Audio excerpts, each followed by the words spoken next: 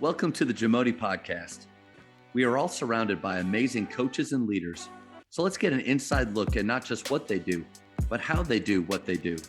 After all, becoming the best versions of ourselves is Jamodi, just a matter of doing it. We talked a little bit about and learned about your style of play, but I think since you have that napkin and you have your convictions in a way that you like to teach, can you do you fit that style? And it may be a little bit easier with recruiting. Do you change your style depending on your players, or you're just going to fit those players into that style of play? Well, and again, whether it's right or wrong, but I've always used this example. When North Carolina really had it rolling, they had two of everything. They were like Noah's Ark. I always felt like I wasn't at one of those schools where I could have two of everything, and sometimes you didn't have anything. And so I wanted as much flexibility and variety in everything that we did. And so what the napkin solely does is provide a foundation. Hmm. That would work with any offense. It would work with any type of defense, and it gives you flexibility to navigate what are they good at. And so I I've done enough studying. I believe this enough, like how we're going to start, how we're going to stop. It's great for the best in the world. It's great for the average player, and it's really good for the bad players. It allows them to compete or play a little bit longer. So these are things that that work with everything. And so you're watching your players, and you might have an idea of how you might want to play, but they're telling me what they're good at. Hmm. And so each team looks a little bit different, and we might do have some variety or some different things that we do with one team over another team, and things that have worked for the last 3 years just don't click quite as well with this team. It's not their fault. That other team had a little gift to them, or like a certain player that could do something. So it doesn't mean that this other guy's bad. It just means that he's not good at that. Yeah. So he might be good at something else.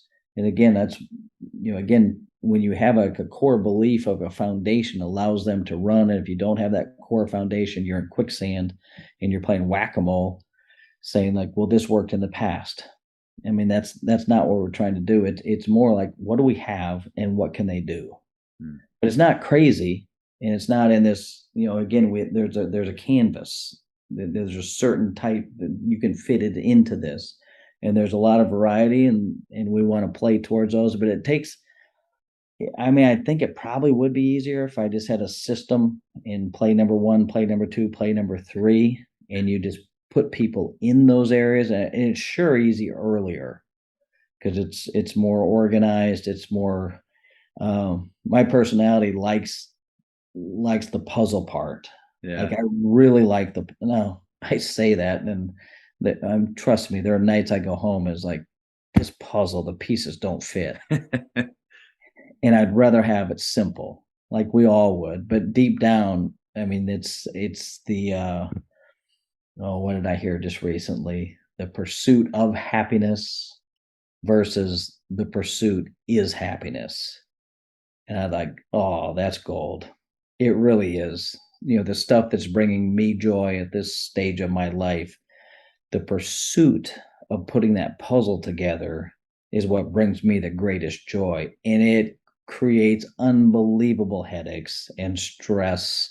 I don't want to say stress, but heartache, pain, all that stuff. But just trying to put that together, figuring it out over the course of the year, and then that caveat of having players grow because of the Yeah. individual skill development, Yeah. and so everybody has a tendency to say we all believe in skill development. All right, great, but I don't think it just stays with that. It can't just be skill development. How you play, you got to have space to use that skill development. So now that's two factors. So skill development, and then create space in order to utilize those skills. And then there's a third component is that you got to have a flexible style when those players grow into different things. So you're not requiring me to call play number 3 for you to use that new skill because you can post up on the left block. It's always been there, and now you can go in there and you can go do those things. So develop skills, create space in order to utilize those skills, and then hopefully you have a flexible style of play that allows people to grow into different areas. And even if they don't grow in there, they don't, they can still play for you. And then the last part that we say to that is, together we attack. This came up in camp because people weren't working their feet. And he said, you got to take care of your feet first. Like it's about you first before you shoot it or pass it or drive it. Like if you don't work your feet, that defender's not closing out on you. If you just pass it right away, it's just windshield wiper defense, and they don't have. Like we need to use floor to space or floor to ceiling space. So they're vertical when they're coming out you, and I can lift them and I can drive by them, or I can throw here. And so it's like me first for us.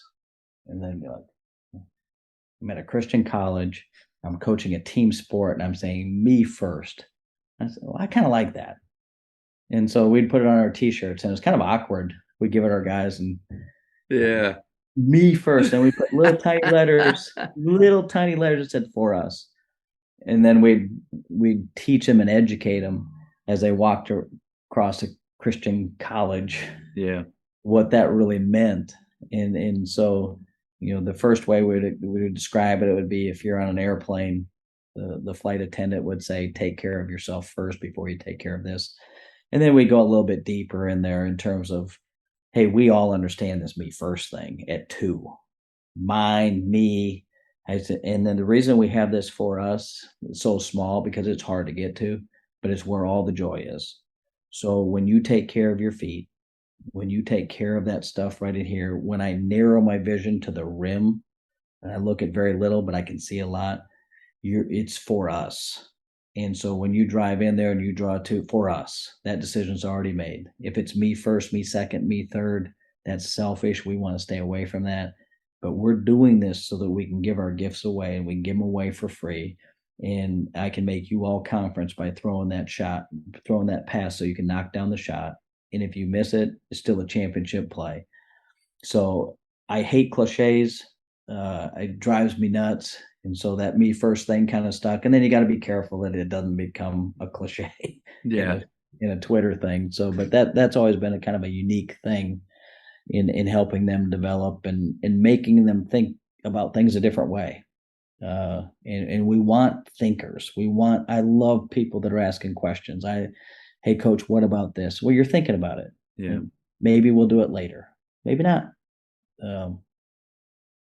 Coach, I don't have anything to add to that. I was really, I kind of forgot for a second that I was on a Zoom I was just listening to you because it's so good. And so many things that, especially if you happen to play in a similar or think a similar way, like that really fits into what we do. So yeah, thank you for sharing that. Thank you for checking out today's episode. Please take a moment to subscribe to this podcast, share it with your fellow coaches, and find us on social media for what's coming up next on the Jamodi podcast. It's just a matter of doing it.